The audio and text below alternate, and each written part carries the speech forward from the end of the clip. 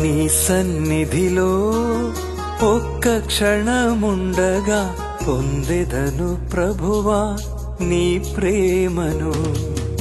నీ దివ్య దర్శనం నీ చూడగా మారెదను ప్రభువా నీ సాక్షిగా. యేసయ్యా యేసయ్యా యేసయ్యా నా యేసయ్యా యేసయ్యా యేసయ్యా యేసయ్యా నా యేసయ్యా యేసయ్యా నా యేసయ్యా. క్రీస్తు ప్రభునందు ప్రియ స్నేహితులారా, ఈనాటి 5వ సామాన్య ఆదివార ధ్యానాంశానికి మిమ్మందరినీ కూడా ఎస్ఎంజే క్రియేషన్స్ యూట్యూబ్ ఛానల్ ద్వారా ఆహ్వానిస్తూ ఉన్నాను.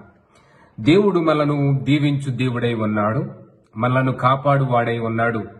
మనలను మన రుగ్మతల నుండి, వ్యాధుల నుండి, మనము బాధపడే ప్రతి ఒక్క అంశం నుండి, మనలను పీడించేటువంటి శోధనల నుండి విడిపించే దేవుడై ఉన్నాడు.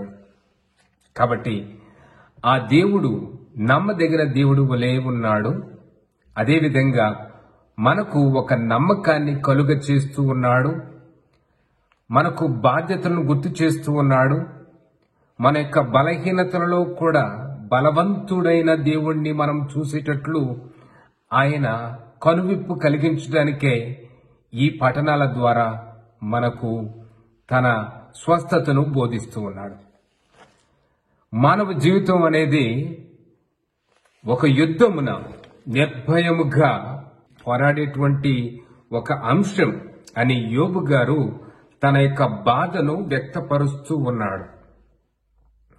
యోబు సర్వస్వమును కోల్పోయినప్పటికీ కూడా, అనేకమైనటువంటి కష్టముల్లో ఉన్నప్పటికీ కూడా, తాను ఎవరినైతే తన జీవితంలో వీరు నాతో ఉంటారు అనుకున్నారో వారు కూడా అతన్ని విడిచిపెట్టినప్పటికీ కూడా, తన సొంత వారు అతన్ని ద్వేషించినప్పటికీ కూడా, సాతాను అతని మీద పగబట్టి అతన్ని పరీక్షించాలని అనుకున్నప్పుడు తాను సహనముతో ఉంటూ దేవునికి మొరపెట్టుకుంటూ ప్రార్థనా జీవితాన్ని జీవిస్తూ తన బలహీనతలో కూడా బలవంతుడైనటువంటి దేవుని వంకే చూశాడు, కానీ ఆందోళనకు గురి కాలేదు. అదేవిధంగా ప్రజల యొక్క అసహించుకునేటువంటి ధోరణి నుండి అతడు తన యొక్క మనస్సును దేవుని నుండి వైదొలిగేటట్లు చేసుకోలేదు. ఎందుకంటే దేవుని మీద ఉన్నటువంటి అపారమైనటువంటి నమ్మకం అటువంటిది. స్థిరమైనటువంటి మనసుతో దేవుణ్ణి నమ్మాడు. కాబట్టి తన బలహీనతల్లో కూడా అతడు చెప్తూ ఉన్నటువంటి అంశాలు అది మనం చూస్తూ ఉంటాం. యోబు గ్రంథం 7వ అధ్యాయము వచనములు 1 నుండి 4 మరియు 6 నుండి 7 వరకు మొదటి పట్టణంలో మనం చూస్తూ ఉన్నప్పుడు ఆయన చెప్తూ ఉన్నటువంటి గొప్ప అంశం, మానవ జీవితం యుద్ధమున నిర్భయముగా పోరాడుట వంటిది. ఆయన పడుకున్నప్పుడు కూడా ఇంకా ఎప్పుడు పగలు వస్తుందా అని ఎదురు చూస్తూ ఉన్నాడు. తన శ్రమలు ఎప్పుడు తన నుండి దూరమవుతాయా అని చూస్తూ ఉన్నాడు. తన బాధలు, తన యొక్క రోగాలు ఎప్పుడు తన నుండి దూరం అవుతాయా అని చూస్తూ ఉన్నాడు. కానీ ఏనాడు కూడా ప్రభువును దూషించలేదు. తన క్షణికమైనటువంటి జీవితం ఇటువంటిదో అతడు వివరిస్తూ ఉన్నాడు. నా జీవితం శ్వాస వలె క్షణికమైనది, నా కన్నిక మేలు చూడదేమో అని ఆయన వాపోతూ ఉన్నాడు. ప్రియ స్నేహితులారా, మనకు తెలుసు జీవితం అనేది ఒక పూల పాన్పు కాదు. అది సమాజంలో మనం ఉంటూ ఉన్నప్పుడు అనేకమైనటువంటి నిరాశలను మనకు తీసుకుని వస్తుంది. వ్యక్తిగతంగా, అదేవిధంగా సమస్యలతో కూడుకున్నటువంటి వారితో కూడా మనం బ్రతకవలసి వస్తూ ఉంది. అనారోగ్యాలతో కూడుకున్న వారితో కూడా మనం బ్రతకవలసి వస్తూ ఉంది. అదేవిధంగా అనేకమైనటువంటి వ్యాధి పీడితుల మధ్య మనము బ్రతకవలసి వస్తూ ఉన్నది. కాబట్టి it is not the bed of roses. ఇది ఒక పూల పాన్పు కాదు. జీవితంలో అనేకమైనటువంటి మిళితమైనటువంటి అంశాలు ఉంటాయి. అవి మన ఆరోగ్యానికి సంబంధించినటువంటి అంశాలు, మానసిక స్థితికి సంబంధించినటువంటి అంశాలు, ఆధ్యాత్మిక స్థితికి సంబంధించినటువంటి అంశాలు, లేక మనను కృంగదీసేటువంటి ప్రతి ఒక్క విషయం ఏదైనప్పటికీ కూడా కావచ్చు.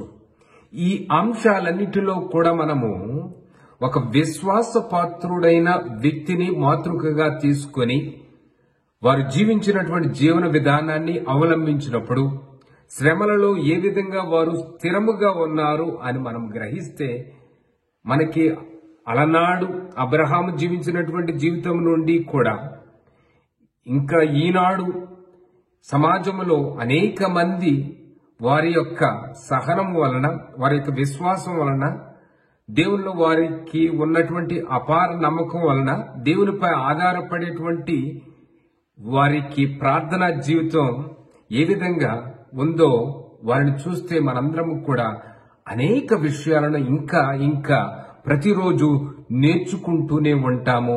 మన యొక్క ఆధ్యాత్మిక స్థితిగతులను లేక ఆధ్యాత్మిక జీవితాన్ని మనము పెంపొందించుకుంటాము. మన యొక్క విశ్వాసము వారిని చూస్తున్నప్పుడల్లా బలపడుతూ ఉంటూ ఉంది. కాబట్టి యోబు గారు ఏ విధంగా అయితే తన యొక్క జీవితం బలహీనమైనది అని చెబుతూనే బలవంతుడైనటువంటి దేవుడు తనకు తోడుగా ఉంటాడు అని కడ వరకు నమ్ముతూ ఉన్నాడు, మనందరము కూడా మనలను అంటిపెట్టుకున్నటువంటి దేవుడు, మనలను ప్రేమించే దేవుడు, మనలను ఏనాడు కూడా చెయ్యి విడిచిపెట్టడు అనేటువంటి నమ్మకాన్ని ప్రతి క్షణము కూడా మనము కలిగి జీవించాలి.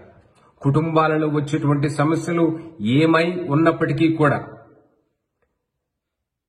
సాతాను మరియు శత్రువుల సమూహము మనపై ముకుమ్మడిగా దాడెత్తినప్పటికీ కూడా అనారోగ్యాలు, అనేకమైనటువంటి రుగ్మతలు మన కుటుంబాన్ని చిన్న భిన్నం చేస్తూ మనను కృంగదీసినప్పటికీ కూడా మనలను ప్రేమించు దేవుడు మనలను వెన్నంటి ఉన్నాడు అనేటువంటి గొప్ప నమ్మకాన్ని మనము విడిచిపెట్టకుండా ఉండాలి.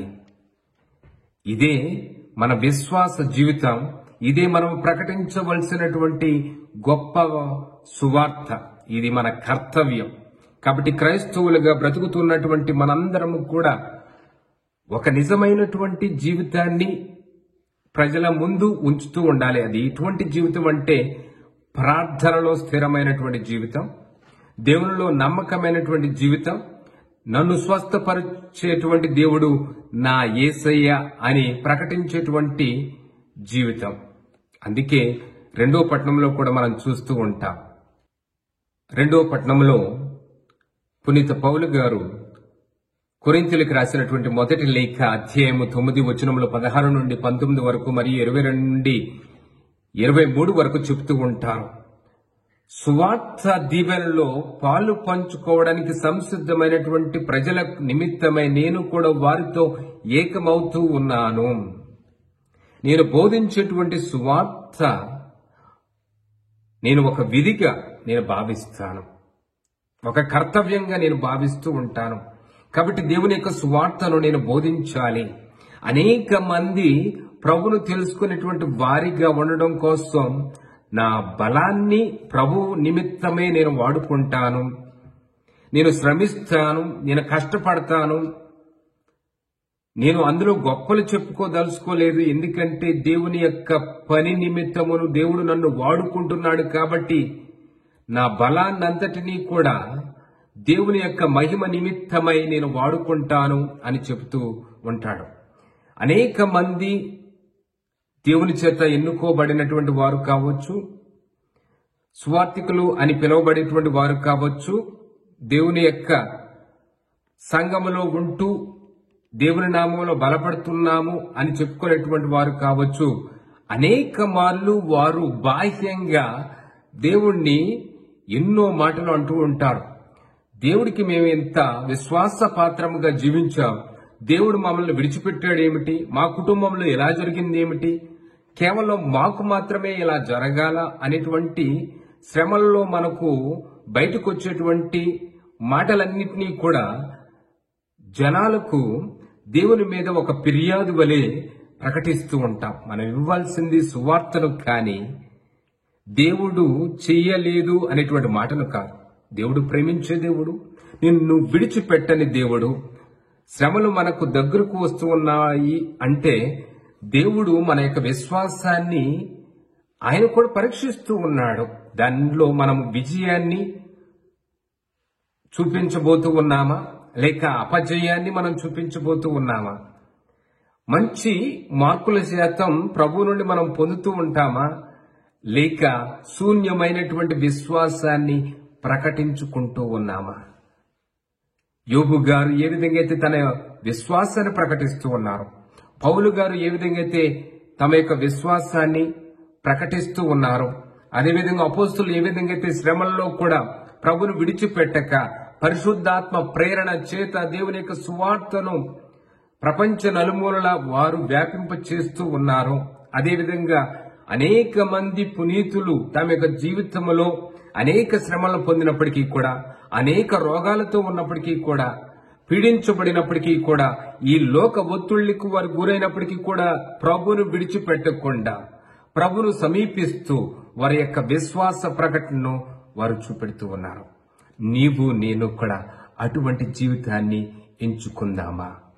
శ్రమలలో మనం దేవుని ఎన్నుకుంటూ ఉన్నామా? మన అనారోగ్యంలో మనము ఉన్నటువంటి స్థితిలోనే ఉంటూ ప్రభును మరిచిపోతూ ప్రభును తిట్టుకుంటూ ఉన్నామా, లేక నా దేవుడి కోసమే ఈ ఉన్న ప్రాణము కూడా నేను ఇస్తాను అనేటువంటి గొప్ప విశ్వాసములో అంతరంగిక ఆధ్యాత్మిక బలాన్ని మనము ప్రకటించుకుంటున్నామా? ప్రశ్నించుకోవాలి ప్రేమైనటువంటి స్నేహితులారా. ఈరోజు సువార్తలో మనం చూస్తాం, యేసు ప్రభు పేతురు గారి ఇంటికి వెళుతూ ఉన్నారు. పేతురు గారి అత్త జ్వరంతో పీడించబడుతూ ఉన్నప్పుడు ఆమె చేతిని పట్టుకుని ఆయన ఆమెను బాగు చేస్తూ ఉన్నాడు. జ్వరము నుండి స్వస్థతను పొందినటువంటి ఈమె, అనారోగ్యము నుండి విడుదల పొందినటువంటి ఈమె సువార్త చేస్తూ ఉన్నది, లేక ప్రభువుకు పరిచర్య చేస్తూ ఉన్నది. మనం ఉన్నటువంటి స్థితిలోనే ఉండకూడదు. దేవుడు అనేక మార్లు నిన్ను, నీ కుటుంబాన్ని, మనందరినీ కూడా బాగు చేస్తూనే ఉన్నాడు. ఎప్పటికప్పుడు మనల్ని సందర్శిస్తూ, మన చెయ్యి పట్టుకొని మనకు మంచి ఆరోగ్యం దయచేస్తూ, అనేక మంది మిత్రుల ద్వారా, అనేక మంది శ్రేయోభిలాసుల ద్వారా తన ప్రేమను ప్రకటిస్తూనే ఉన్నాడు. ఈ ప్రేమ ద్వారా దేవుడు మనకిస్తున్నటువంటి నూతన జీవితంలో ఒక గొప్ప కర్తవ్యం ఏమిటి అంటే ప్రభుకు పరిచర్య చేయాలి. మరల అనారోగ్యంతో బాధపడుతున్న అనేక మంది సమాజంలో ఉన్నప్పుడు, నువ్వు చూస్తూ ఉన్నప్పుడు నీకు తగినంత పరిచర్య వారికి చేయాలి. ప్రభువు ఏ విధంగా నీకు మేలు చేస్తూ ఉన్నాడు, ఆ మేలును ప్రకటించేవాడిగా నీవు ఉండాలి.